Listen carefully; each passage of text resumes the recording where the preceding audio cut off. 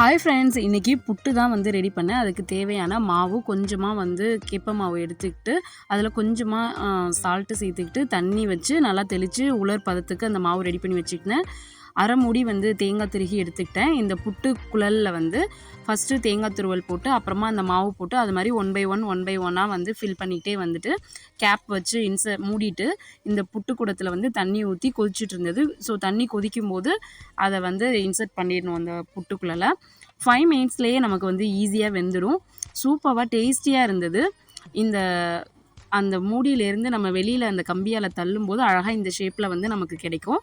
நல்லா இருந்தது. இதை நம்ம வந்து அழகாக குட்டி குட்டியாக கட் பண்ணிவிட்டு இதில் நாட்டு சர்க்கரை தூவி சாப்பிட்லாம். கொஞ்சமாக கம்பு புட்டும் நான் ட்ரை பண்ணியிருந்தேன். கம்பு புட்டு வந்து கொஞ்சம் உதிர்த்துட்டேன் நான் தட்டில் வந்து. இது மாதிரி உதிர்த்துட்டு சாப்பிடும்போது செம டேஸ்டியாக சூப்பராக வந்தது. ரொம்ப ஹெல்த்தியான ஒரு ஃபுட்டு. மார்னிங்கும் சாப்பிட்லாம், ஈவினிங் போலவும் சாப்பிட்லாம். பிடிச்சிருந்தா லைக் பண்ணுங்கள். தேங்க்யூ.